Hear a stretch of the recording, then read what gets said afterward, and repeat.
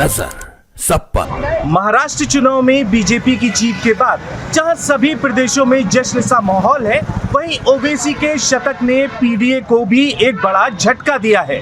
वहीं समाजवादी पार्टी ने ए.आर. रहमान के बयान पर भी सकारात्मक प्रतिक्रिया दी है। नमस्कार, मैं अनंत त्रिपाठी, स्वागत है आपका 10 न्यूज में। आइए सीधे रुख करते हैं अब तक की 10 बड़ी खबरों का। बिहार में सुरक्षा व्यवस्था होगी हाईटेक, 50 सुपर ड्रोन से ट्रैफिक और अपराधियों पर रहेगी नजर। ए.आर. रहमान के बयान से सियासी सुर गरम, बॉलीवुड से संसद तक छिड़ी बहस। यूपी के लखनऊ, प्रयागराज, कानपुर और वाराणसी शहरों में बनेगी एजुकेशन टाउनशिप। स्कूल कॉलेज के साथ मिलेगी कोचिंग की सुविधा। मुख्यमंत्री योगी आदित्यनाथ ने उद्योग के साथ कौशल और प्लेसमेंट को केंद्र में रखते हुए सरदार वल्लभ भाई पटेल एम्प्लॉयमेंट जोन की कार्य योजना को सैद्धांतिक मंजूरी दे दी है। स्टेज पर संस्कृति, जमीन पर विकास, असम में भी देकर की रात। वहीं पश्चिम बंगाल में राजनीतिक और कानूनी लड़ाई में एक बड़ा मोड़।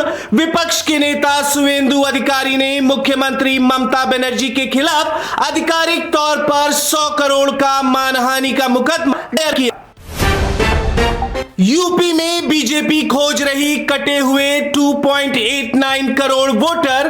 10 दिन चलेगा महाअभियान। उसमें देखा जाएगा कि कहीं ऐसा तो नहीं कि जीवित लोगों को मृतकों की सूची में डाल दिया गया हो।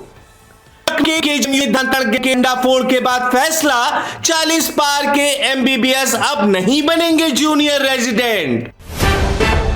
मुंबई में उद्धव का किला ध्वस्त। देश की सबसे अमीर महानगर पालिका बीएमसी में बीजेपी ने कुल 227 सीटों में से बहुमत के जादुई आंकड़े को छू लिया है। वहीं महाराष्ट्र नगर निकाय चुनाव में ओवैसी की एआईएमआईएम ने किया कमाल, 114 सीटों पर लहराया जीत का परचम। वहीं उद्धव की हार पर बोली कंगना रनौत, मेरा घर तोड़ने वालों को जनता ने सबक सिखाया। मुजफ्फरनगर की सोलर दीदी को राष्ट्रपति का बुलावा, लिफाफे में मिला एयर टिकट। देवकी देवी ने गांव के इलाकों में सोलर एनर्जी के इस्तेमाल में क्रांति ला दी है। उन्होंने सोलर पंप से सिंचाई को इतना सस्ता कर दिया कि इससे छोटे किसानों की इनकम काफी बढ़ गई है। पुरानी सोच को तोड़ते हुए उन्होंने टेक्नोलॉजी के क्षेत्र में कदम रखा और गांव की दूसरी महिलाओं को भी मजबूत बनाया। मिर्जापुर से वाराणसी तक आम आदमी पार्टी की रोजगार दो, सामाजिक न्याय दो पदयात्रा के तीसरे चरण का शुभारंभ। बेरोजगारी और सामाजिक अन्याय के खिलाफ संजय सिंह ने उठाई आवाज। कहा कि किसी बाबा के फरमान से नहीं, बाबा साहब के संविधान से चलेगा देश। कौन बनेगा करोड़पति में 1 करोड़ के विजेता विप्लव विश्वास ने सीआरपीएफ से दिया इस्तीफा। वर्दी के बाद अब जनसेवा का लिया संकल्प। दिल्ली एनसीआर में कड़ाके की ठंड का कहर जारी। 26 जनवरी से पहले होगी जोरदार बारिश।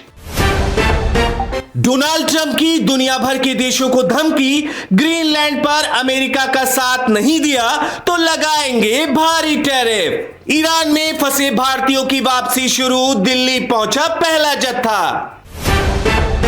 इंदौर वनडे से पहले बाबा महाकाल की शरण में टीम इंडिया, विराट कोहली ने भस्म आरती में टेका माथा। श्रेयस अय्यर की 2 साल बाद टी20 टीम में वापसी, बिश्नोई को भी मिला मौका, वॉशिंगटन सुंदर हुए बाहर।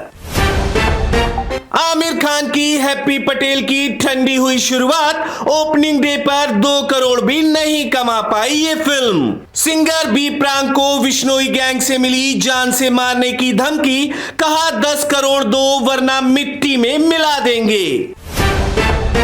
तो ये थी अब तक की 10 बड़ी खबरें। देश विदेश की और भी ताजा तरीन खबरों के लिए जुड़े रहिए 10 न्यूज के साथ। नजर सब पर।